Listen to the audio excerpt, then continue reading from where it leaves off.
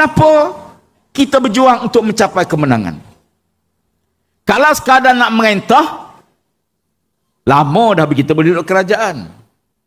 Lepas Pilihan Umum ke-14, ke-15 baru ni, ada wakil datang jumpa saya. Dihantar oleh Perdana Menteri. Ada bertemu dengan beberapa orang pimpinan parti. Termasuk di Terengganu. Bertemu. Tawar pada PAS untuk join kerajaan.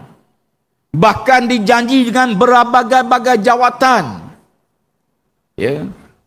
Tuan-tuan sekalian, kalau macam disebut oleh Yang Muhammad Ustaz Idris, kalau sekadar untuk duduk dalam kerajaan memerintah, memang mudah.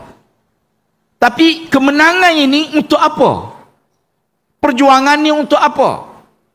Saya beritahu mereka, kami tidak akan khianat kepada rakyat yang mengundi kami.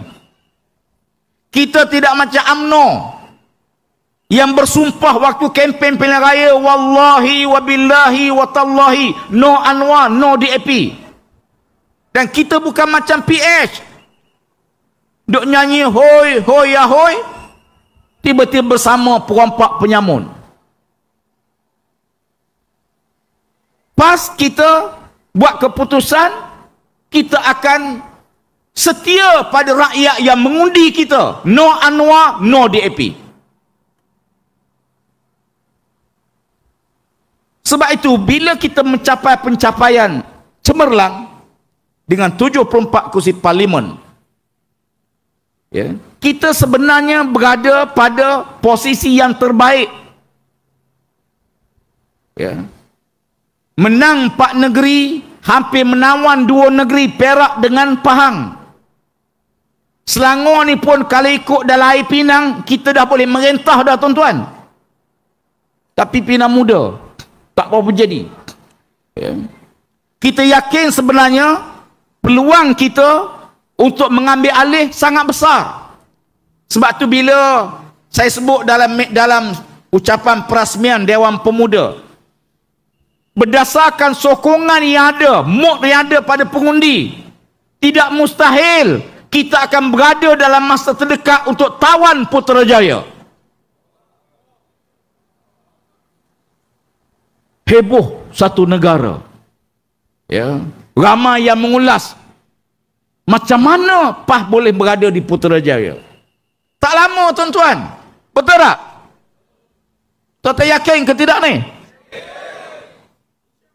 InsyaAllah, qulillahumma malikal mulki tu'til mulka man tasha. Memang kita ada 74. Memang bila keluar keputusan tak ada satu parti boleh bentuk kerajaan, melainkan kena ada gabungan-gabungan. Namun yang jelasnya rakyat nak melihat hala tuju.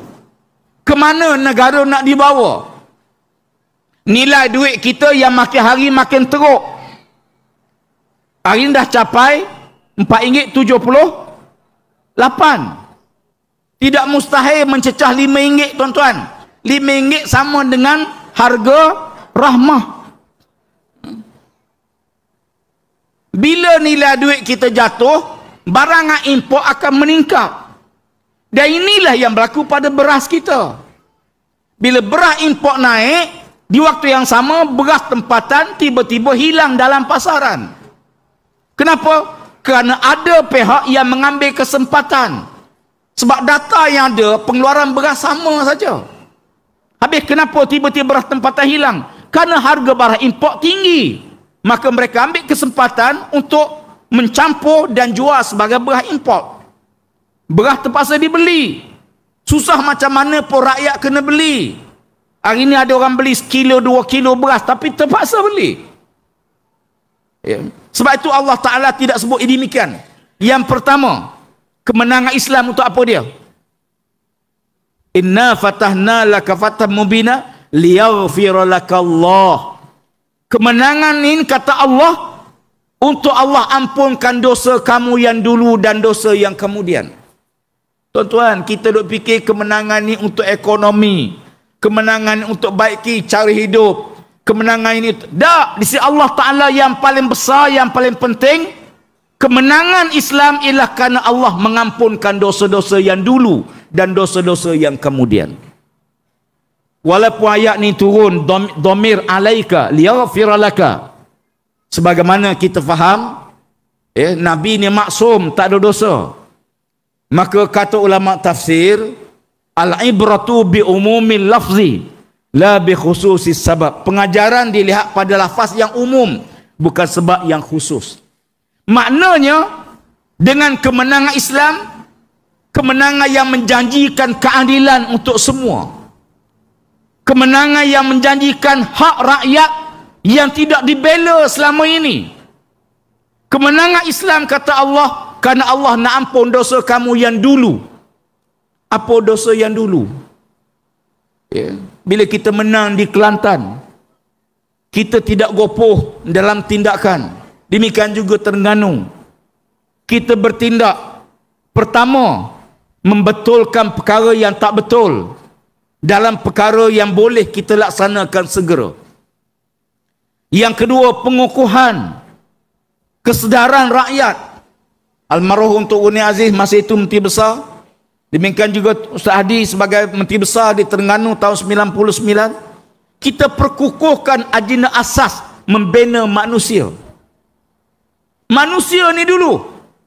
Kerana ketamakan manusia tak akan selesai. Kaya macam mana pun dia tidak menyebabkan dia rasa selesa, melainkan dia rasa ketakwaan dalam jiwa dia. Maka kita tanam nilai-nilai tersebut. Walau an al-qura amanu wattaqau la fatahna alaihim barakatin minas sama'i wal ard. Keberkatan daripada langit dan bumi. Sebab itu bila kita menang, kita akui ada kesilapan-kesilapan tok nenek kita dulu. Contoh judi. Mungkin ada kesilapan tok nenek kita yang menyokong satu masa dulu, menyebabkan ada premen-premen perjudian. Selagi tak tutup perjudian tu, maka dosa-dosa terpaksa ditanggung, bersilih berganti. Kena berusaha supaya benda kemungkaran kita tutup. Semoga Allah ampun kesilapan orang dahulu, kesilapan satu masa dulu. Nak buat macam mana? Sebab tu politik bukan hanya mengundi, tapi kesan pengundian terhadap kepimpinan yang kita pilih.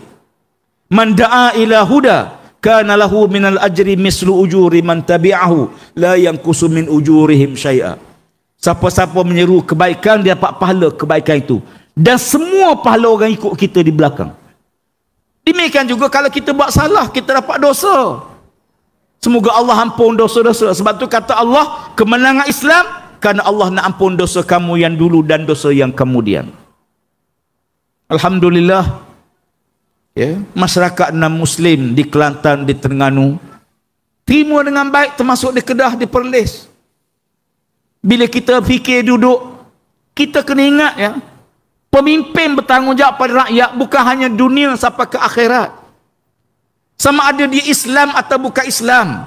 Sebagai pemimpin, kita tak nak rakyat kita rosak, rumah tangga dia porak-peranda, dia balik mabuk, dia berkelahi suami isteri, anak-anak terbiar. Kalau rosak demikian, negara kena tanggung, walaupun dia bukan Islam. Sebab nilai baik ni ialah nilai universal, bukan nilai yang ada pada agama saja. Cuma bezanya dalam agama ada pahala, tapi nilai baik nilai universal. Tak ada orang kata dadah elok, tak ada orang kata minum arak tu elok, tak ada orang kata ketagihan arak tu sebagai baik, tak ada. Sama ada agama atau budaya. Sebab tu kita berusaha membina manusia. Di peringkat ini kita perlu memahamkan mereka, meyakinkan mereka.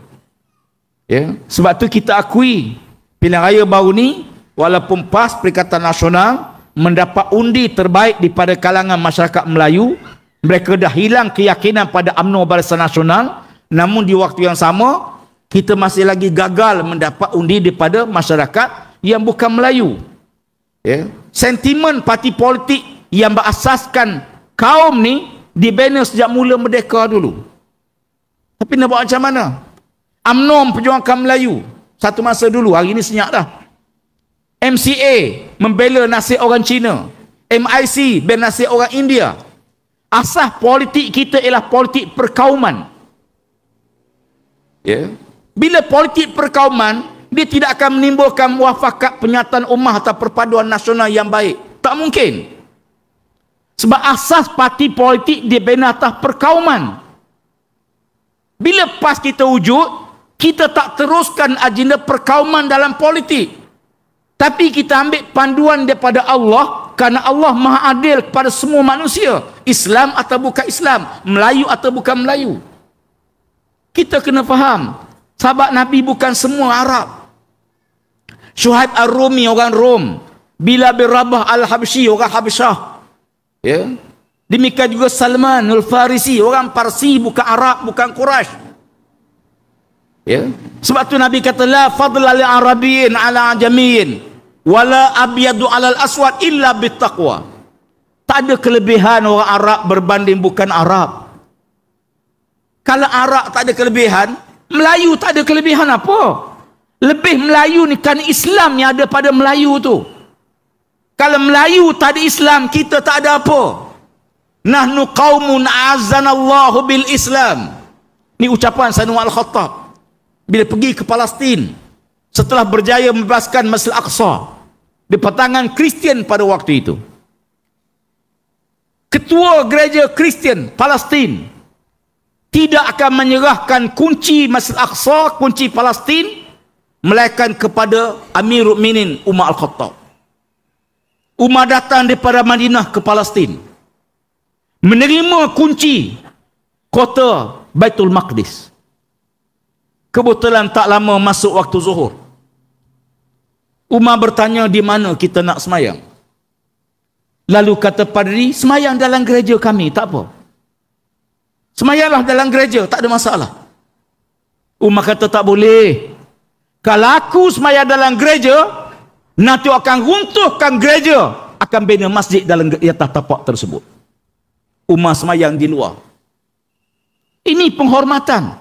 Sebab agama tidak ada nilai paksaan. Kemudian setelah itu Umar bertemu dengan tentera-tentera Islam yang seronok gembira meraihkan kemenangan membebaskan Masjid Al-Aqsa Baitul Maqdis. Bila Umar tengok orang ramai tentera Islam gembira seronok, lalu Umar berpesan dengan kata-kata masyhur, nahnu qaumun a'azzanallahu bil Islam. Kita menang hari ini kerana Islam, bukan sebab tuan-tuan senjata canggih, bukan sebab tenaga kita kuat, tentera kita ramai, tak.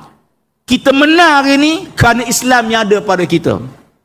Allah muliakan kita kerana Islam yang ada pada kita.